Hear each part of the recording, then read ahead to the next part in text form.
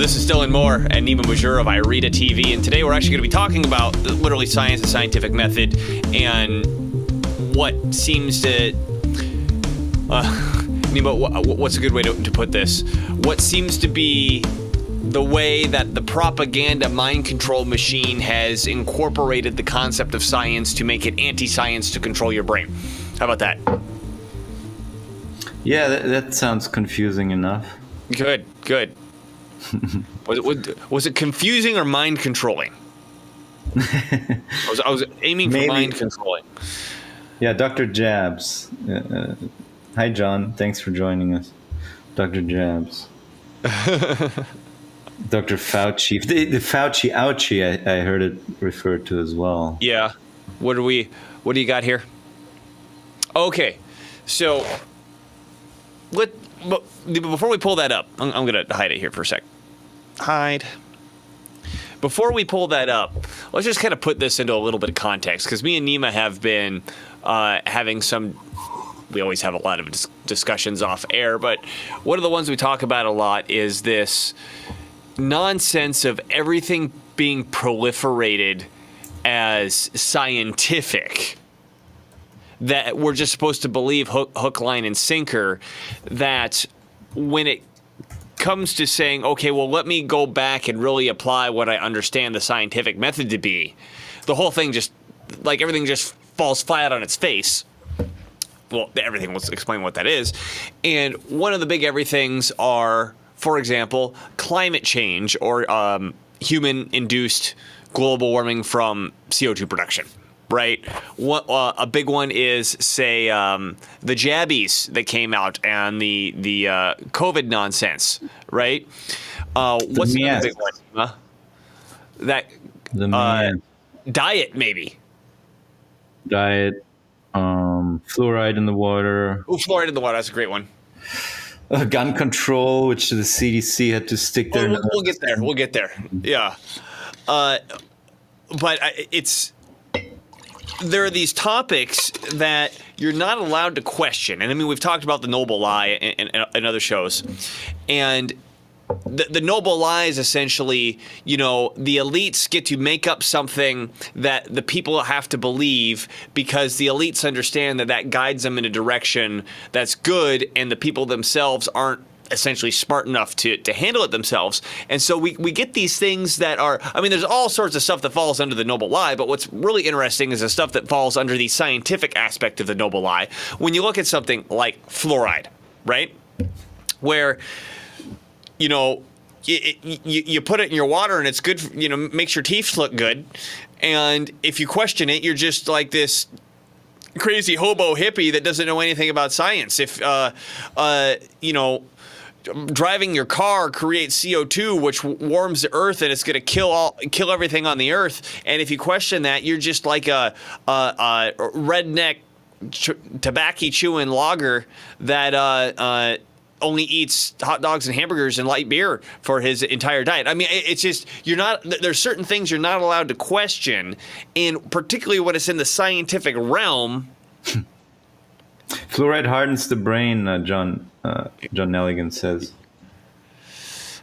I've heard specifically it hardens the pineal gland. Yeah, it calcifies it. Yeah, maybe that's probably what he meant. Your third eye disappears, I guess. Right. That whole decision-making part of your brain. What chemical can we give to nullify that? So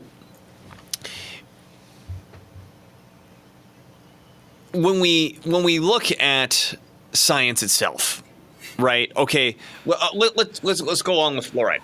So my recollection is that the whole premise of the idea that fluoride is good for your teeth actually originates from some dude in like the 20s or the 1910s or something like that, who was a dentist, and he went around to these different communities in rural America and checked out their teeth, and then also did some basic chemical analysis on the water, and found out that there was one community that their teeth, although they were blackened, they were really strong, and there was fluoride in the water. There was a high level of fluoride in their drinking water, and that's enough for a hypothesis, right? Like, okay, here's an observation. That's enough to run along and make a hypothesis with the test. But that was kind of like the original basis of why fluoride may be good for your teeth. And if you read the book, The Fluoride Deception, when you find out that the real reason that there's fluoride in the water actually comes from the Manhattan Project, because fluorine specifically was needed to refine uranium. If this is new to you, let me explain this. So uranium, there's two isotopes of naturally occurring uranium, uranium-235 and uranium-238. I can never remember which one's which. I think the 235 is the stuff that's good for bombs. Okay, just quick. We're starting with fluoride then. Oh, I just went on a rant. So then let's save that for Okay. when we delve into fluoride. Let's start with what Nima's got here. No, I didn't want that one. I want this one. So, well, let the fluoride be a primer, right? Of this idea of here's scientific truth. You're not allowed to question it. Although I do have to respond to this. Sorry, John Nelligan pointed this out. Nazi scientists use it in concentration camps to dumb down and make prisoners more calm. I have heard that claim, and the claim comes from a book. I've heard it attributed to the book, The Crime and Punishment of I.G. Farben. I read the book. There's not one mention of literally. There's the word fluoride is never used in the entire book. So if someone could get me a better source than that, I'd really appreciate it. But I'm not that that's like beyond what something would happen in a concentration camp. I just haven't seen a good source that really backs that up. I've also heard about the gulags under Stalin, but yeah. I mean, of the communist, fascist, horrible things that were done, I think putting fluoride in the water was pretty low on the atrocity list. But meaning it wouldn't surprise me at all if that's what they did. Oh, okay. Thank you, Nima. So here's our favorite, or Nima's favorite quote, one of my favorite quotes from Evolution of Civilizations by Carol Quigley.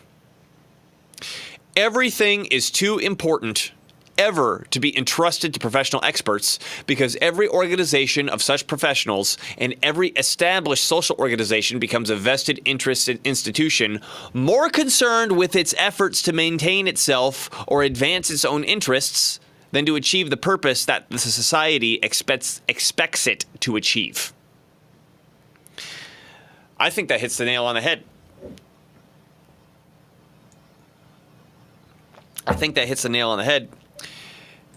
And when we look at it scientifically, I guess we can get into the fluoride aspect later. For things like, I mean, maybe climate change is actually the easiest one because of the email hack that just, in my opinion, ended the argument, but apparently it didn't, right? So when you look at, say, okay, let's take an actual scientific analysis of what's happening, you find out, oh, wait a minute. What argument? You're not actually using science. You're just making shit up. Right.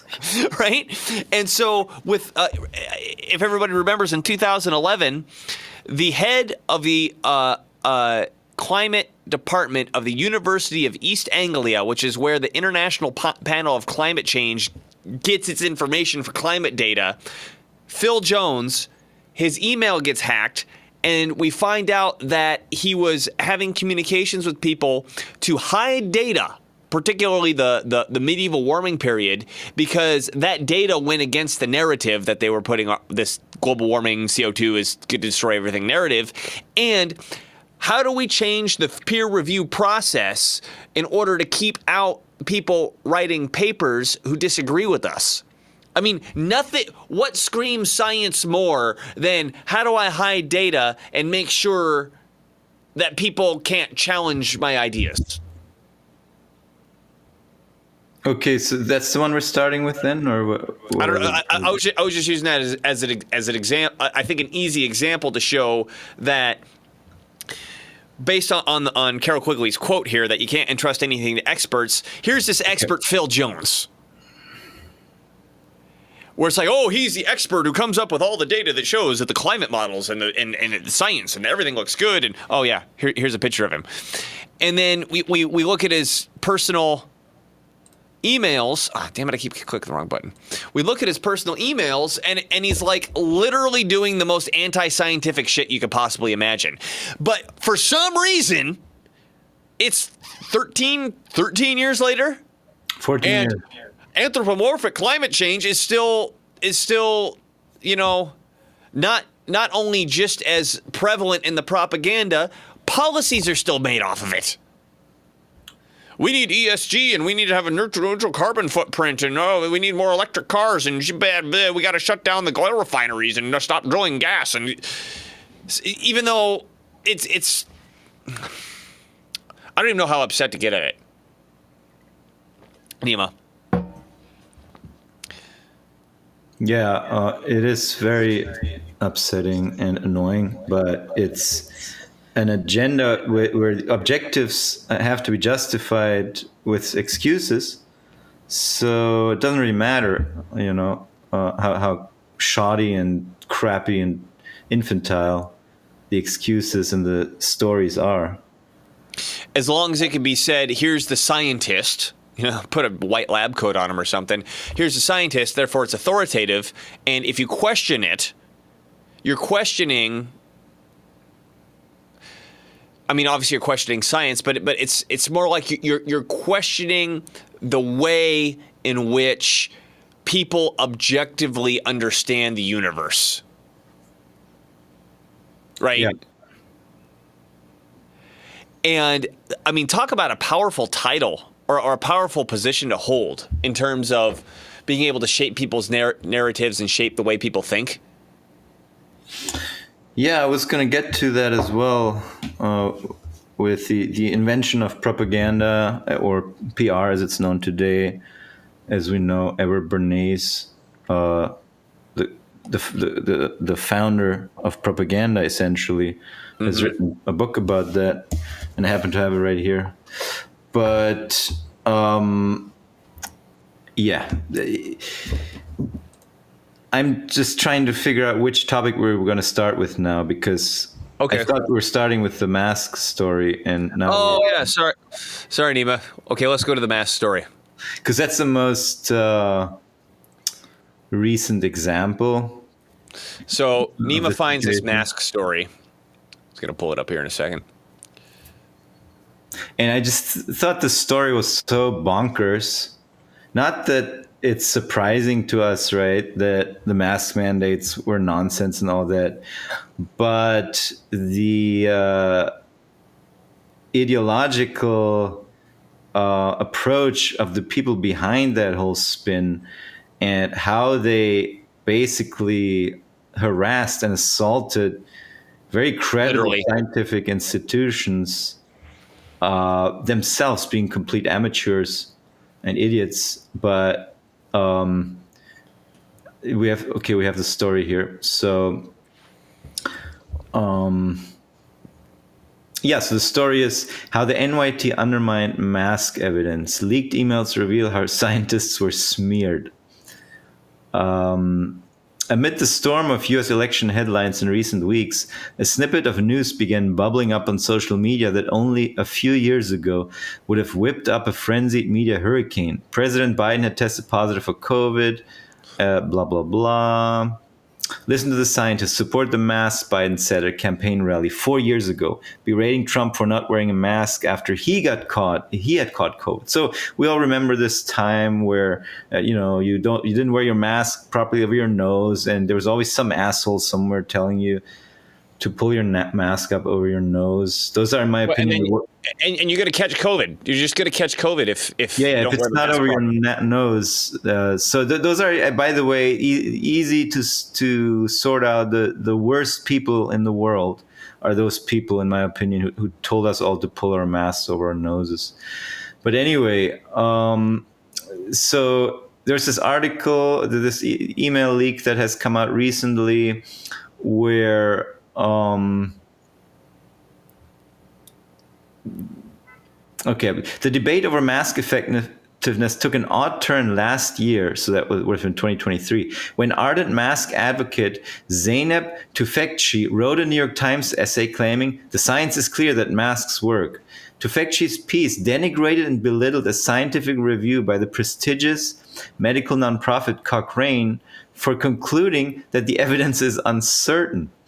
So Tufekci is some idiot sociologist woman, has no clue about public health or epidemiology or just kind of the way data is used for science, and like, okay, here's how you base a conclusion of the evidence that you found, that sort of thing.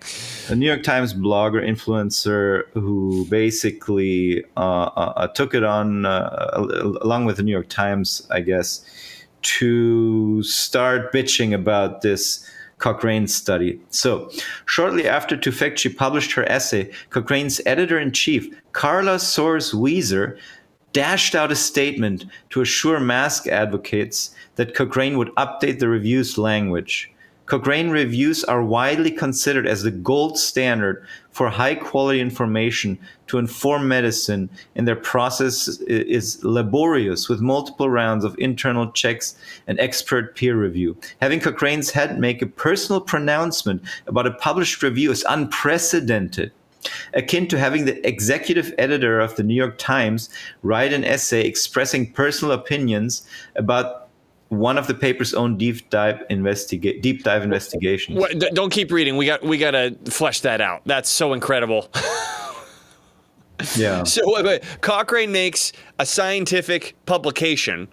Some person at the New York Times, yeah, with a totally bizarre name, bitches about it, and then the head of the department at Cochrane says, "Oh, we're sorry, we'll change." Yeah. So and it'll go more into detail on what went on behind the scenes. But yeah, Carla Soares-Weiser, what a disgrace for a head of a scientific organization is this person, right? Who goes past the researchers who did this study because of some social media bullshit, and apologizes and claims that the language would get updated, which, by the way, it did not happen because there was no reason to update the language, because there was no criticism of the science ever done. The science was never disproven. The science was accurate and solid. So very emotional, but we'll get to. So this woman here, it gets better. It gets better. I mean, I'm excited. Yeah. The incident also marked an odd point in the timeline of mask use. Before the pandemic, few, if any, prominent organizations promoted masks to stop influenza or other respiratory viruses. As the WHO concluded in their 2019 pandemic preparedness plan, there have been a number of high-quality randomized controlled trials demonstrating that personal protective measures such as hand hygiene and face masks have at best a small effect on influenza transmission. So it was not surprising that both Tufekci's claims, masks worn, and Carla Soares-Weiser's allegation that something was wrong with the Cochrane mask review were later found themselves to have no real evidence. Earlier this year, Soares-Weiser issued another statement, this time explaining the mask review was fine and no changes would be made. Despite the 180, damage to Cochrane's mask review had already been done. Google sends you straight to Tufekci's New York Times essay alleging problems in the Cochrane review. Good job. Right. So if you want to search about it, if I search, maybe we could test it right now. If we search for the review, instead of actually getting the review and allowing us to make our own decision about it, you get this opinion piece saying that the review is dumb. But okay, yeah. Let's say if that's still the case. Cochrane mask. We're not seeing what you're sharing, by the way. I know. Okay. We'll just have to take Nima's word for it. Just like... maybe they fix it. Just like this woman, we'll have to take her word for it. I don't see this stupid woman's article showing up, at least when I search for Cochrane mask. Okay, good. But why did Soares-Weiser change her mind? I have discovered through hundreds of emails provided to me by Freedom of Information requests and a Cochrane whistleblower that Tufekci... These are some funny names. Yeah. Tufekci bumped Soares-Weiser into making the statement against Cochrane's own mask review, a move that landed like a grenade inside the organization. I'm sorry to stop you again. How does this New York Times person have enough clout to do that? You don't have to answer it. I just had to say that out loud. Instagram, yeah. Yeah. Yeah, it's one woman bitching at another woman, and it's an emotional topic that comes with a public relations image, I guess. And so you have a very volatile person at the head of an organization like this. This shit can happen, I guess. But anyway, that's just my opinion. While Soros Weiser runs Cochrane, scientists with expertise in each specific subject matter write and edit the reviews. When she rushed out her statement complaining about the mask review, the review authors charged that Cochrane had thrown science under the bus by working with controversial writer Zeynep Tufekci. Meanwhile, the editor of the mask review reminded Cochrane's leadership that changes were only being considered because of intense media coverage and criticism, not because there were any problems in the review's science. Well, that's how science works these days, right? Yeah. Is that It's, whether or not this or that happened isn't important. What matters is who bitched about it. Okay, here's my favorite sentence in the article. I had a very challenging meeting with the governing board yesterday. Soros Weiser wrote a few days afterwards. I'm holding on, stressed, but okay. Sounds like a person who gives you a Facebook post of what exactly they're doing in their life every 15 minutes and makes it as dramatic as possible. It sounds like she had fields. Yep. Anyway, but the story doesn't... Why in an emergency, do you send out save all the women first? Because they make the babies, I guess. No, because so the men can think of a solution in silence. Okay, good one. But the story doesn't end there. Because the attack by Soros Weiser and Cochrane's leadership on their own mask review is illustrative of how media and political pressure undermined and suppressed inconvenient scientific conclusions during the pandemic and are still attempting to do so, the incident also raises questions about media ethics and whether Cochrane's leadership is still fit for purpose. It raises what ethics questions? and no. Okay, let's move on. When It raises solutions, but go ahead. When Cochrane published their 2023 mask review, it was the 7th iteration of a process that began 18 years previously. Back in 2006, Cochrane researchers, by the way, am I pronouncing Cochrane? I hope so. Researchers raked through the scientific literature to see if they could determine what interventions could halt the spread of viruses. They found no good evidence that masks work. The scientists then updated their review in 2007, 2009, 2010, 2011, and 2020. So basically, these guys had already come to this conclusion before there was any political reason to be for or against masks. Yeah. Like science, With all 6 updates, each time scouring any new peer-reviewed studies, Cochrane researchers concluded the same. There's no good scientific evidence that masks work to control viruses. And each time, the scientific community yawned. Because until the COVID pandemic, nobody had conceived of a political movement to advocate masks. Not even Zeynep Tufekci.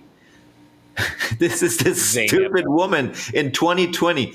Don't worry if you can't find masks, Tufekci wrote in February 2020. In a February 2020 article for the Scientific American.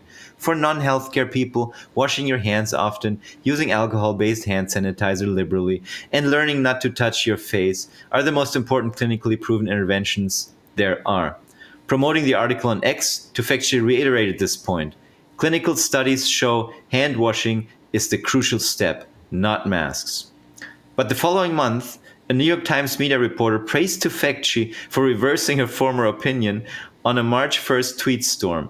This was followed by a March 17th essay for the New York Times that convinced the CDC to alter federal guidance to advise Americans to mask. Wait. So scroll up again. I need to digest that. But the following month, New York Times media reporter praised Tufekci for reversing her former opinion. So he's literally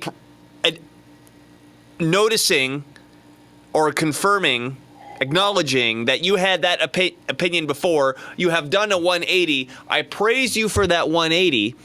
And then this was followed by a March 17th essay for the New York Times. I don't know who wrote the essay, but I guess this reversal in opinion allowed the essay to happen, which is that why is the CDC going to the New York Times for to alter its federal guidance? What? Because they're a bunch of corrupt assholes. Anyway, Okay. we also have a comment here from John Nelligan, which raises a good point, right? He says no masks should be used by overweight people or people who have allergies or sleep disorders. Okay, so this is a pretty good point that a mask is a medical device. It's a medical I was about to intervention. say the same thing. Yeah. So we had a time in 2020 and onwards where people with zero medical qualifications, zero license, were dishing out their medical advice about the application of medical devices on a grand scale without consideration for individual situations. Or This should informed be consent. something between you and your doctor, if anything. There should not be such a thing as sweeping mandates because, yeah, certain people, OSHA rules, certain people don't do well with certain medical interventions. And specifically, I mean, with masks, you had a situation where suddenly the entire population was advised to inhale more CO2 than is allowed by a government regulation in many places in the world in workplace situations. And he says he was a hazmat worker. Yeah, so I know in Germany, for example, there's a maximum level for CO2 in a room for people to even be allowed to host students in the room, to do things in the room. If it exceeds that level, then it has to be evacuated because you're not supposed to inhale that much carbon dioxide. Now, with masks, we inhaled multiples of those numbers of carbon dioxide, and no shits were given about any of this. No consideration for individuals. Yeah, there were people who had to fight hard to get exemptions. I know from my wife, who's a doctor, she gave an exemption for a guy with emphysema at the time to be able to not wear a mask, but you had to justify yourself in front of everyone. It was still inconvenient to do it. But yeah, good point. It's such a stupid, dumb approach to just issue these sweeping mandate and tell everyone. And we'll get there with fluoride, by the way, because I have another similar thought on that when it comes to. Well, and I want to say this too on the sweeping mandates on this medical device. I don't know how successful the lawsuits have been ex post facto, but the fact that you have this mask mandate doesn't invalidate the law. The law being you need a medical license to recommend a medical device, and you have to give there's this thing called informed consent that has to go around the recommendation of whatever the medical advice is, right? So even if the governor makes a proclamation saying, hey, I'm putting in this mask mandate, that doesn't actually give authority to the business or whatever to enforce the masks because they still don't have a medical license and they haven't provided informed consent. And during the shit, we had the WCRC in here, representatives from the Washington Civil Rights Council, where they were, like I said, I don't know what the success rate has been, but that was an angle that they were going at the time, going like, look, business owner, whatever this piece of paper says from the governor, here's the actual law. You're breaking the law by trying to tell me that I have to wear this mask. You're exposing yourself to huge future liability. That's a very scary thing. It's a good way and a valid and true way to scare people into getting their act together.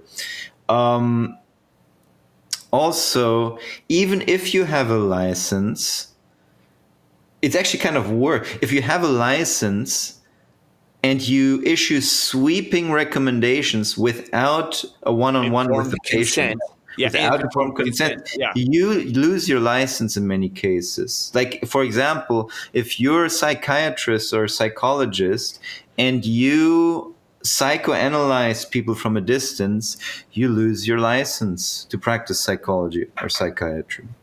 Same thing would apply, I assume, in the medical field. If a doctor goes on Twitter and in his capacity as a doctor, right, tells everyone to take aspirin all day because it does something good for you, possibly.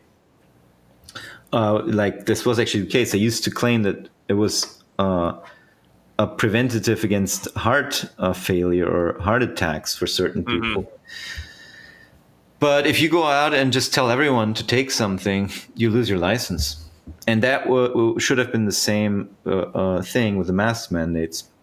Whether you're an expert or not, but if you're not an expert, I mean, that's especially egregious. If you're an expert, it's still not right to issue sweeping mandates. It should always be a one-on-one.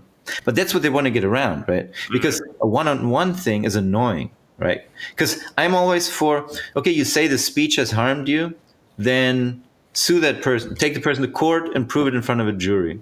Right. We're not going to block that person from speaking out because you have a negative opinion of them. Take him to court and prove that they've harmed you with their speech. That's the way it usually works with incitement, all these things. In all these situations, it should always be taken back to the individual level, and it would resolve a lot of problems. Yeah, one size shoe fits all, says John. What makes this all alarming is that Tufekci is an academic sociologist with no training in medicine or public health, and yet she managed to alter public health policy with a bunch of tweets and an essay followed 2 months later by a co-authored scientific preprint that promoted mask mandates. We recommend that public officials and governments strongly encourage the use of widespread face masks in public, including the use of appropriate regulation, unquote, it said. And this fact that they bring up the sociologist reminds me of the book by the Nobel Prize winning biochemist Dr. Kary Mullis, who invented the PCR testing method. He wrote in his book that sociologists, economists, PR experts, these are the people who are ruining science for you. These are the people who invalidate all of my research or end up using it for bad purposes. In the case of Kary Mullis, of course, he died in August of 2019, and a couple of months later, they started using his PCR method to manufacture the the so-called COVID pandemic, or the data they needed to argue the pandemic. Yeah, mass testing everyone with some test device that was not peer-reviewed. That is to this date flimsy. We don't really know what it does. It may detect some version of some protein sequence that resembled some supposed virus molecule, but it PCR test, which most people apparently have no clue what it does, is not that precise. As Kary Mullis himself has said in an interview, if you enlarge the sample enough, you can find pretty much anything inside a sample. You can find anything of everything in anything if you. Yeah, as long as there's one molecule, I mean, maybe it needs more than one. Maybe it needs two molecules. As long as there are two molecules in this sample, we can, and we multiply it by, not multiply it by 50 times, but take it to the 50th power. Yeah. Yeah, talk a little bit more about that method while I pull up the panel where he says it, because. Yeah, so here, I'll remove this from the scene.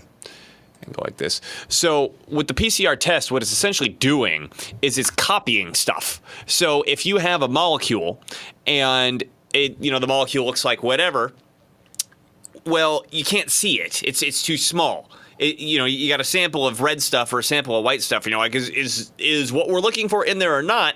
And so somehow I don't understand the mechanism of how this works, but you're able to say, okay, here's the thing we're looking for.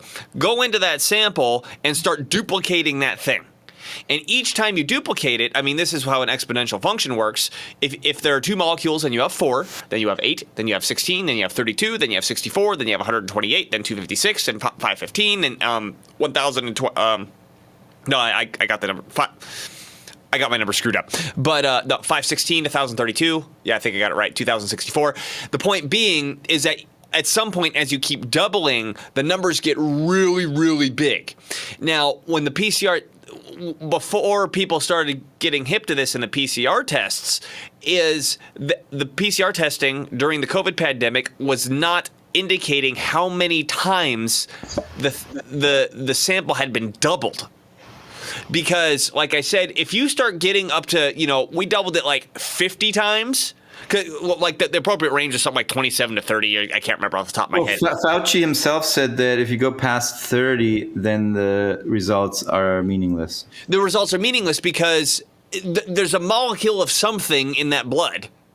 Like whatever you're looking for, you're probably going to find it in that sample of blood or sample of saliva or whatever. And if you multiply it enough times, the sample's going to be there. So then we turned and found out that a lot of this PCR testing, they were doing it like 35 times. 40 times in some cases. So, right? Of course you're going to find it. Florida really annoyed these people by requiring the inclusion of the number of cycles run in the test results, and they really didn't like that. But I just shared a video, a quick one, I guess. I'll get it up here. I haven't really watched this one. Let's see what this one says. Okay, let me run this one. The Nobel Prize for his invention of the polymerase chain reaction, the PCR. The PCR is a method of analysis and wasn't designed to test for a virus. Mullis explains why. And with PCR, if you do it well, you can find almost anything in anybody. It starts making you believe in the sort of Buddhist notion that everything is contained in everything else, right? I mean, because if you can amplify one single molecule up to something that you can really measure, which PCR can do, then there's just very few molecules that you don't have at least one single one of them in your body, okay? So that could be thought of as a misuse of it, just to claim that it's meaningful. The PCR test can potentially find anything you are looking for, depending on how high you turn it up. And this is exactly what has been done. The official protocol given for the PCR testing of COVID-19 created a floodgate of false positives to skew the results. They call it asymptomatic because it's a lie. These people don't have symptoms because they don't have COVID-19. They do it today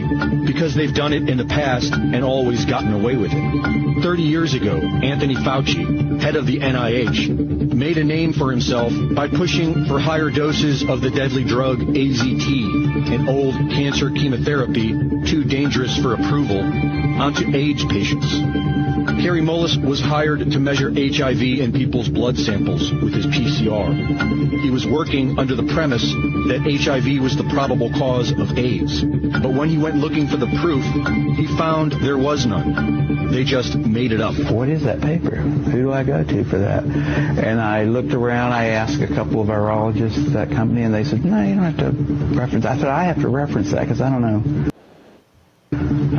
where that came from. How do I know that? And it turned out that nobody knew it. And I was getting really freaked about that. That's when I first started saying, they don't know.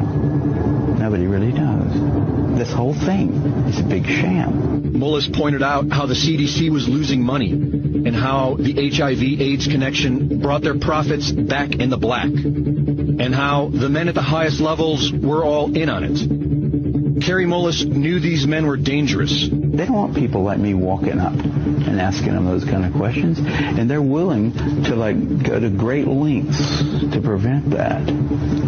They're out on a limb. I wouldn't want to be there with them. But he was still outspoken. When ABC's Nightline approached him about doing a documentary on his work, Mullis convinced them to cover the HIV debate after nearly a decade of ignoring it. In a 1994 interview with Celia Farber for Spin magazine, Kary Mullis expressed how he really wanted to expose Anthony Fauci and Robert Gallo. Yeah, and by the way, this is the book. Oh, let me get it back up there.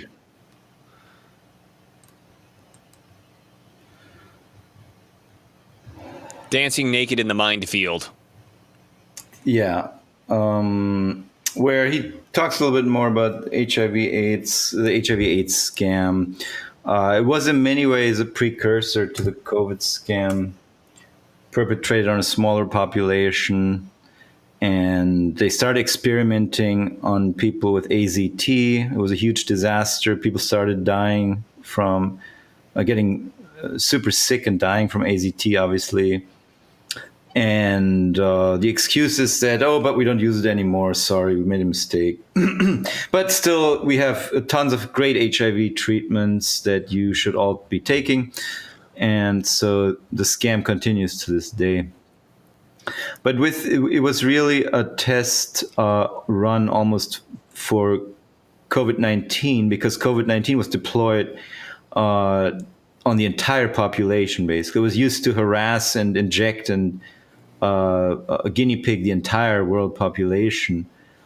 And then I think with the PCR testing itself also created this strange phenomenon, or I don't know if it created it, it made it more obvious, in that there was an obsession that if you had symptoms, you need to get tested. And that still continues. I mean, I think I had COVID, in quotes, a couple of weeks ago just because I started losing my sense of smell, and it was similar to the time that I had it really bad. And I'm like, oh, fuck, I think I got it. Even my wife was like, do you think you should get tested? And I'm like, for what? Like, and then what? What do I, if it says yes, what do I do different from not getting, like, what am I supposed to get tested for? There's this huge push. You got to get tested. You got to get tested. You got to get tested. And that's what created the data to say, oh, my God, we got all these cases, whatever. And as we just pointed out, you can find it in anybody if you run it enough times. You can find it in anybody. And by the way, in anything, because the president of Tanzania, forgot about that.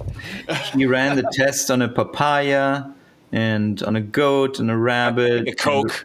Yeah. Yeah, and the rabbit came back inconclusive. The papaya was sick with the COVID virus, apparently. So, and by the way, then he died under mysterious circumstances 2 years later or so. Of course. So, but the point that I'm making here is that in order for them to still look scientific, they need to have data. They need to have data. And okay, well, let's create the data. No, that's what it is. That's what it's all about. It's manufacturing the data. Right, manufacturing. It's not. They're not taking an objective sample, or as objective as they can, because there's no such thing as fully an objective sample, or representative. That's a better word to use. It's not a representative sample.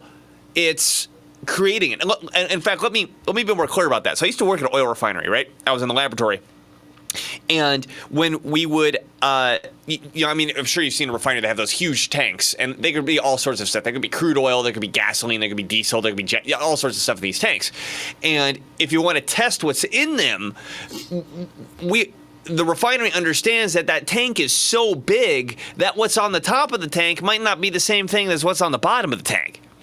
And so the way that you're supposed to take a sample is you walk to the top of the tank, you got this quart jar, you open there's an opening, you put the quart jar in a rope with a thing called a thief, that you got essentially a cork on the top of the bottle. You drop the bottle all the way to the bottom, pop the cork using the thief, and then you pull it up in an attempt to get a representative sample equally of every part of the tank. Right? Now, maybe the left side of the tank's different from the right side of the tank, but it's kind of like the best we could do in the situation, right? You do your best to get a representative sample of whatever it is that you're looking at. Or when we get the crude oil tankers coming in, what they would do is, as that crude oil was pumping from the tanker into the refinery, they would take like these little bite samples out of it, and then we'd get this big, I mean, it looked like a corny keg for beer. They called it a Jiskoot. And when we got it, the first thing we had to do, we had a Jiskoot mixer. We had to connect it and mix up that oil, because it's assuming that there's so much stuff in oil, it separates itself, right? So the point that I'm making is, like, there's always, if you're doing anything scientific and collecting samples, you have to say, okay, wait a minute, how are we collecting that sample? It's really, really important how we collect that sample, and based on how we collect it and the results we get, we have to, here are the results we get, and we can interpret it, but we have to interpret it in the light of how we collected that sample, right? Now, in this case, how are they collecting the samples? Oh, they're just forcing everybody to take these tests. I mean, even if they did work, right? They're just saying, okay, how do we push all these people to make these tests? Okay, now that we have all this data of, like, oh my God, look at all these COVID cases. Well, you'd have that with anything if you went to find more samples. Yeah, Right? if You'd we have it run with these, colon cancer if you tried harder. You'd have it with, I mean, whatever. Sorry, if I we interrupted. run these tests 10 years ago, they would have probably delivered approximately the same results. If we ran them today, by the way, coronavirus is still around. Coronavirus has been around for tens of thousands of years, if not forever. We will always be able to manufacture these cases if we fall for the same scam over and over. Yep. Okay, let's get back to this stupid mask Well, story. and then Nima, just to let you know, I got 20 minutes. Do you want to Yeah. move on? Do you want to finish the mask, or do you want to move on to fluoride? Or something Yeah, else? I guess we've made our point about the masks. Yeah. I'm just trying to see. Well, let's emphasize the point, because the point wasn't like, oh, masks didn't work. We all know that, right? Yeah. The point was not only like how crazy the New York Times is, and we all know the New York Times is crazy. The point was the person from the New York Times contacts the scientific study institution, and the woman at the scientific study institution is like, oh, I'm sorry, let me change it, even though the data was fine. Even though the interpretation of the data was fine. Well, yeah, I just want to. So it's a bit of a happy ending, I guess, because I just want to read from one more paragraph from this article here. Share it again. I'll pull it up. Yeah.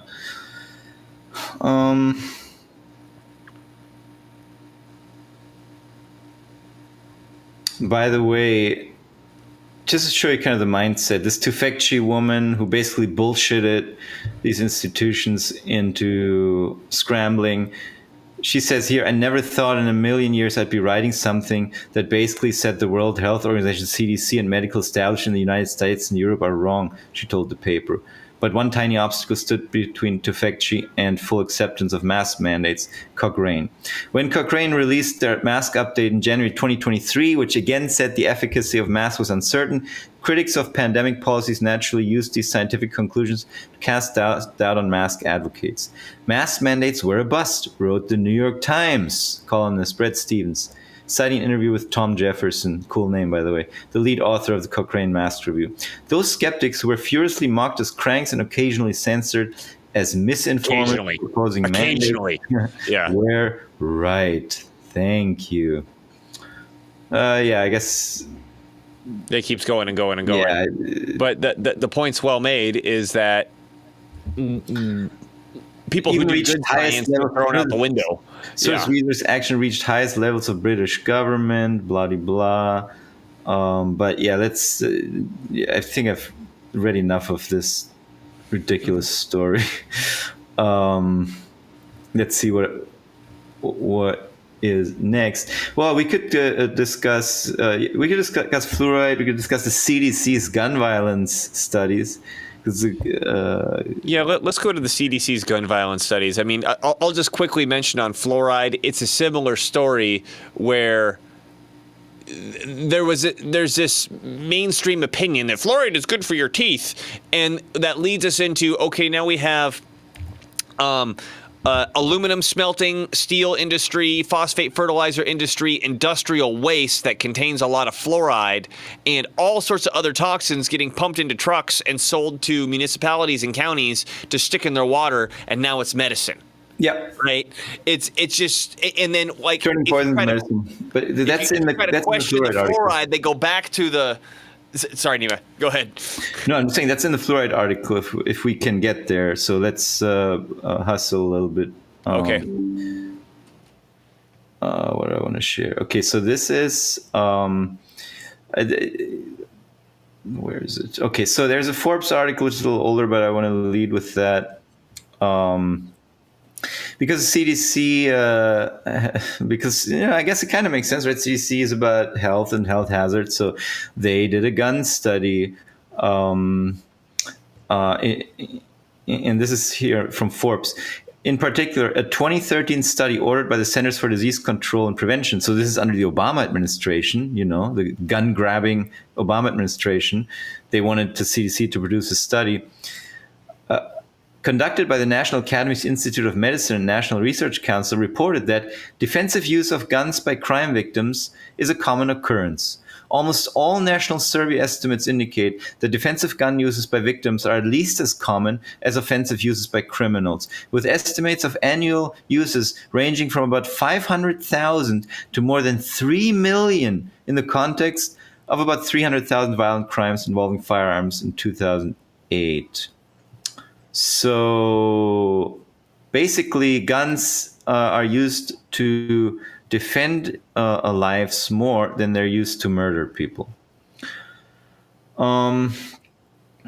Subsequently, I learned of a recent paper by Florida State University professor Gary Gleck. What do CDC surveys say about the frequency of defensive gun uses? Gleck looked at some previously unpublished results from the CDC surveys conducted in the 1990s and concluded in 1996, 1997, 1998, the Centers for Disease Control and Prevention conducted large-scale surveys asking about defensive gun use in 4 to 6 states. Analysis of the raw data allows the estimation of the prevalence of defensive gun use for those areas. Estimates based on the CDC's surveys confirm estimates for the same sets of state-based data from the 1993 National Self-Defense Survey, Gleck and Gertz, 1995. Extrapolated to the US as a whole, CDC survey data imply that defensive uses of guns by crime victims are far more common than offensive uses by criminals. CDC has never reported these results. No way. So are you telling me the CDC didn't report the good data? Right. So I don't believe it. They did like 4 different studies, and they concluded every time that guns save more lives than people get murdered. And then now it gets better because this data has become so inconvenient for the gun-grabbing scumbags in the US Congress. So they went bitching to the CDC. The Centers for Disease, this is from the Reload. The Centers for Disease Control, so this is pretty recent, from 2022. I kind of missed that story, actually. The Centers for Disease Control deleted a reference to a study it commissioned after a group of gun control advocates complained it made passing new restrictions more difficult. The lobbying campaign... honest reflection of reality is preventing our agenda. Sorry, Nima, couldn't help it. The lobbying campaign spanned months and culminated with a private meeting between CDC officials and 3 advocates last summer, a collection of emails obtained by the Reload show. Introductions from the White House and Senator Dick Durbin, Democrat, Illinois, appropriate name, by the way, office, helped the advocates to reach top officials at the agency after their initial attempt to reach out went unanswered. The advocates focused their complaints on the CDC's description of its review of studies that estimated defensive gun uses happen between 60,000 and 2.5 million times per year in the United States, attacking criminologist Gary Gleck's work establishing the top end of the range. By the way, earlier, as we read, it was 500,000 to 3.5 million. So the number is shrinking, I guess. That 2.5 million number needs to be killed, buried, dug up, killed again, and buried again, Mark Bryant, one of the attendees, wrote to CDC officials after the meeting. It is highly misleading. It used out of context, and I honestly believe it has zero value, even as an outlier point in honest defensive gun use discussions. Bryant, who runs the Gun Violence Archive, argued Gleck's estimate has been damaging to the political prospects of passing new gun restrictions and should be eliminated from the CDC's website. That's some skillful systematic politics there, I gotta say, though.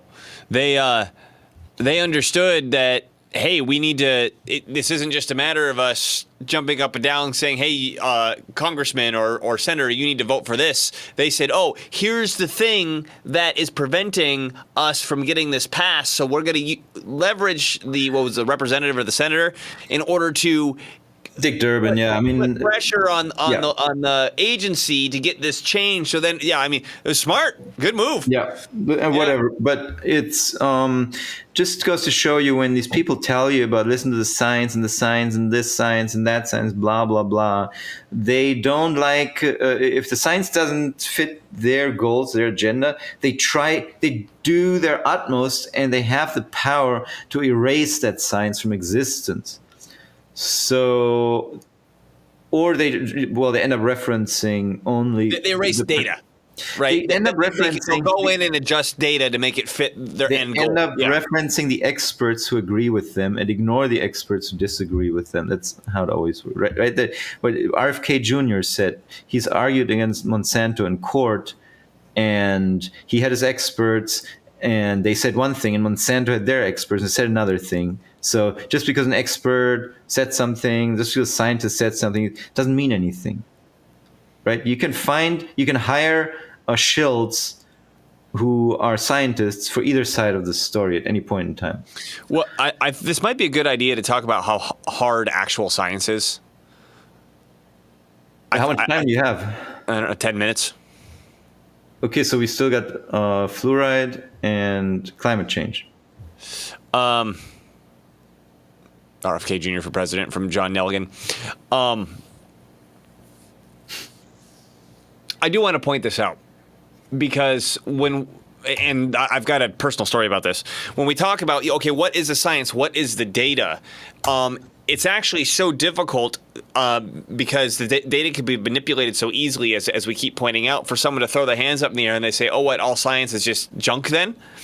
When I was not junior, a freshman in college, I took an honors chemistry class. And at the beginning of our third quarter, we were put in groups and we're all given a vial of white powder. No, we did not snort it. I don't need to hear that damn joke again.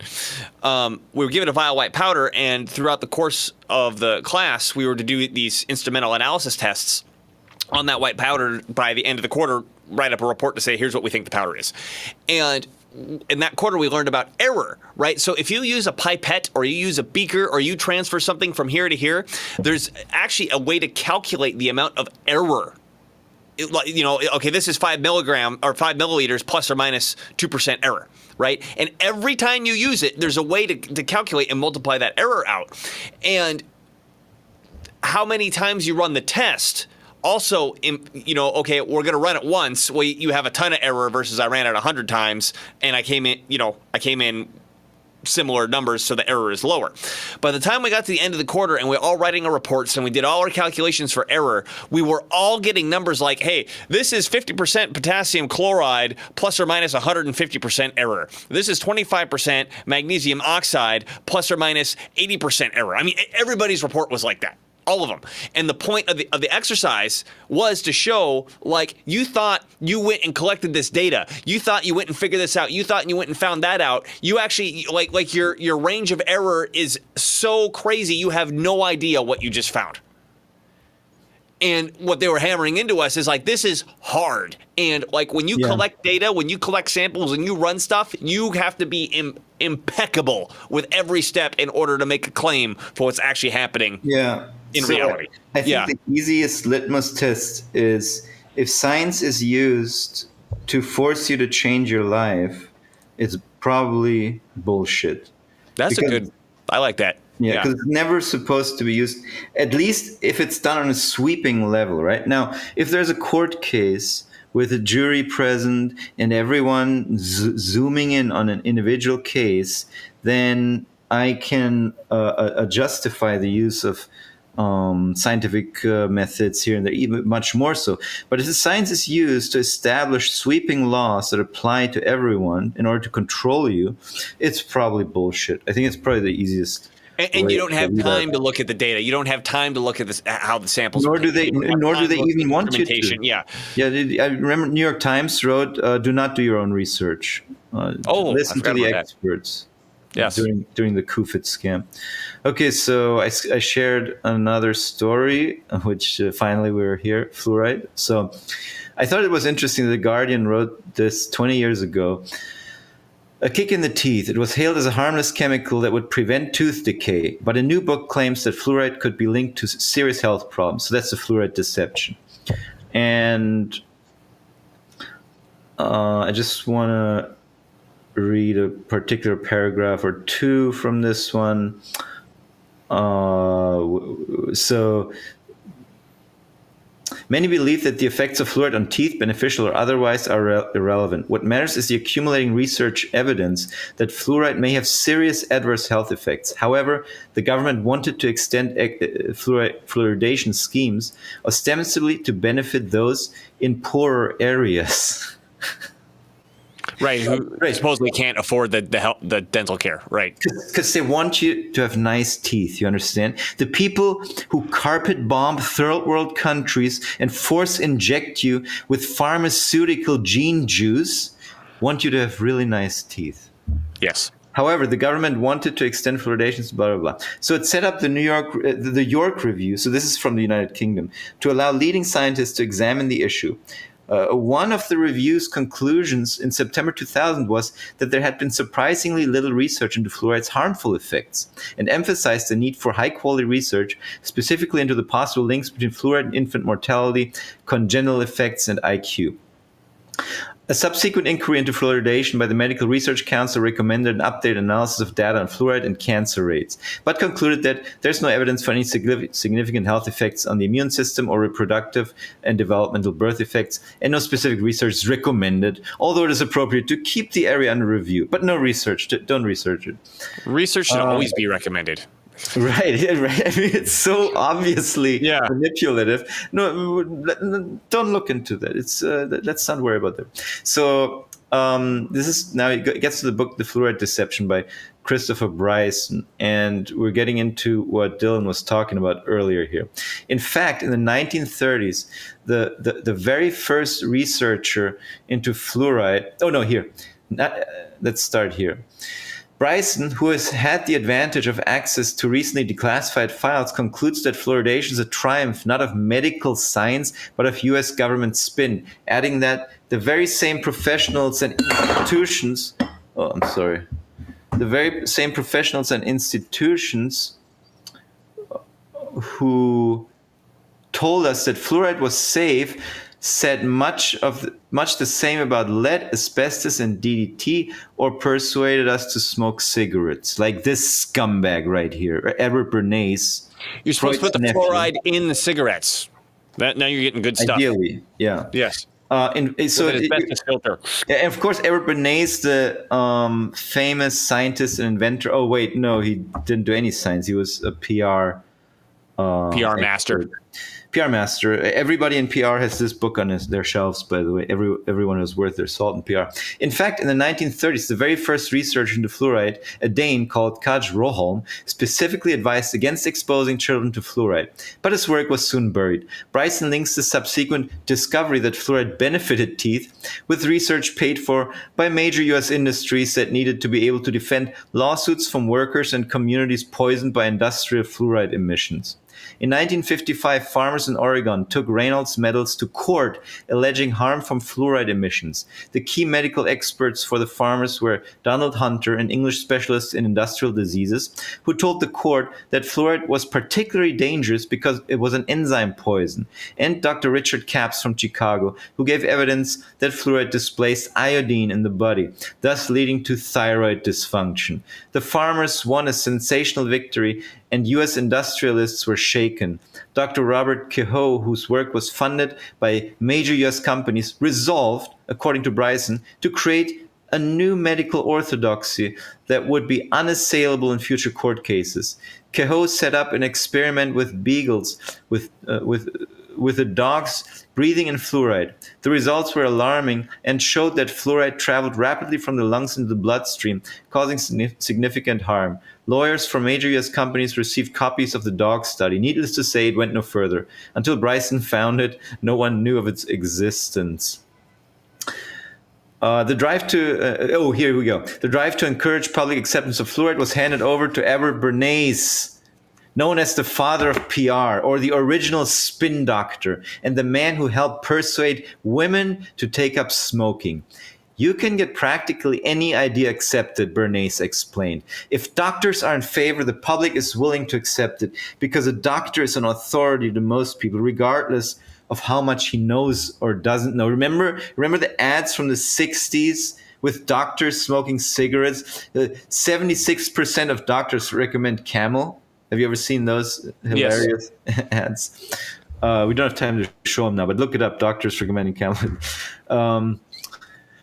Among the things that doctors who endorsed fluoridation didn't know, according to Bryson, were that research impugning fluoride's safety was either suppressed or not conducted in the first place. See, this is the thing that they always do. There's no evidence for these claims. There's no evidence because you're not looking for it, or you're not even... Or you're suppressing it, or you're destroying it. Yeah. Or there is evidence, but you're just not looking for it. You're not looking at it, right? When one doctor reported that fluoride supplements produced harmful side effects in pregnant women, he received no funding to carry out further I think that's a big work. control we didn't talk about either, which is that you're relying on your funding in the modern scientific world, and if you can control who gets funding, you control what research happens. So fluoride became equated with scientific progress, and those opposing it were dismissed as cranks. For 30 years, little changed, with both sides in their entrenched positions. Yet, putting fluoride in the water supply at what the Department of Health considers to be the safe level of 1 part per million would, according to opponents in the UK, appear to ignore some important considerations. First, they say it does not allow for individual sensitivities to fluoride. Second, those suffering dietary deficiencies who may be low in calcium, magnesium, and essential nutrients, in other words, the poor and those in ill health, will be more vulnerable to fluoride's toxic properties. Third, the level of fluoride in the water supply is no indication of an individual's actual exposure. Those in certain professions will take more water. And by the way, once again, we have this sweeping approach because somebody had a cool theory that industry sponsored that fluoride makes your teeth nice. We put it in the entire country's water supply because we want you to have nice teeth in your stupid face. After they lost a court case in Oregon where it was shown that the fluoride is actually incredibly toxic, super toxic. Right. And I mean, I'm supposed to run here, but I do want to point this out on fluoride. Fluorine. So fluoride is the different. It's fluorine, but with a negative charge on it. Fluorine by itself has a neutral charge. Is literally the most wicked element in the universe. Like in terms of its like rapacious viciousness for attacking anything that gets close to it, fluorine is number one. I just want to look at this one real quick. Second place is oxygen. They say that 2 of the major concerns in childhood development today could be explained by fluoride. If it interferes with the central nervous system, as some studies have shown, then that could help explain the growing prevalence of attention deficit hyperactivity disorder. Good job. Yep. Science. And that also leads to lower IQ. And yeah, this is from 20 years ago, but there's also recent studies. You can look it up. Even CNN wrote recently, in 2017, didn't write. They referenced a study that was done, which I can just share real quick here so we can look at that. The headline. Fluoride exposure in utero linked to lower IQ in kids, study says. Increased levels of prenatal fluoride exposure may be associated with lower cognitive function in children, a new study says. Except there have been studies upon studies, decades and decades and decades over, that show us that this messes with your brain. And yeah, where would this come from, this sudden bout of ADHD, right? I mean, it's not unreasonable to suggest fluoride. Maybe vaccines are involved, maybe all the other things that the science has come up with and that are safe and effective are doing all these things to us. Fluorine is so reactive that it was one of the last elements to be discovered because it couldn't be isolated. Like the guy who finally figured it out was able to do electrolysis on hydrofluoric acid, and when the fluoride came out, it immediately reacted with the glass that he was working with. And then he figured out, okay, I'm going to use glass that was already reacted with fluorine because that's the only thing it won't react with is something it's already reacted with. And then he found out it attacked the air. Like if there was air inside of the glass, if he was able to get electrolysis and release it into the glass, then it would just react with the air. And so it took him like years and years and years to figure out how to make glassware that could handle just holding the fluorine.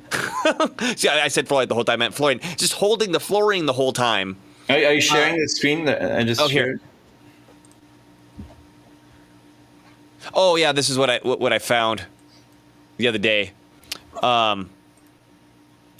It's pretty zoomed out, but it's I mean essentially it's just going over all the, now this isn't fluorine. This is hydrofluorosilicic acid.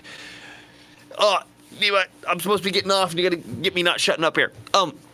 So the good fluoride, which is supposedly the thing good for your teeth, is sodium fluoride.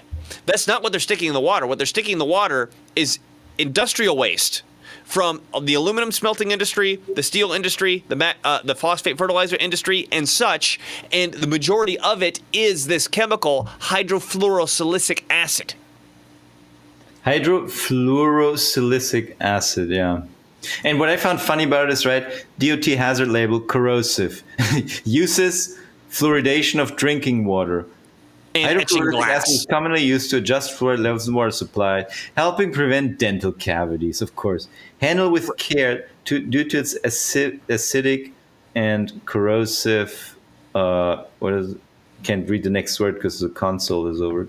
Nature. Okay. Yeah, but do put it in the entire country's water supply. Right. For everyone and then to tell you. that's nothing to say of what else is in it. Right? Because it's the industrial waste. Is it full of heavy metals like lead and cadmium and mercury and all that arsenic, all that other good stuff? Like, what the hell else is in it? It's I mean, to argue whether or not sodium fluoride is something that's good for your teeth if you put it in the water, like, doesn't even matter because that's not what they're putting in the fucking water. It's this shit. Yeah. With that, I really got to jump. We're doing some systematic politics training over here. And Also, climate change is bullshit. climate change is bullshit. We covered that I'm topic. sorry. Anthropomorphic climate change is bullshit. There are things that change the climate. Catastrophic man-made climate change. Yes. The sun does do stuff to the climate. And it changes. But it's not people. I wanted to go through this, but we did partially cover this Guardian story about. Let's do a part two. We'll do a part two. Yeah. Cool. All right. It's been Dylan Moore and Nima Majur of Irita TV. Check us out at irita.tv. Thanks for watching, and thanks, John, for your commentary the whole time. Yeah, fluoride is a neurotoxin. That's true. Very good. Bye, everybody. Bye, Nima.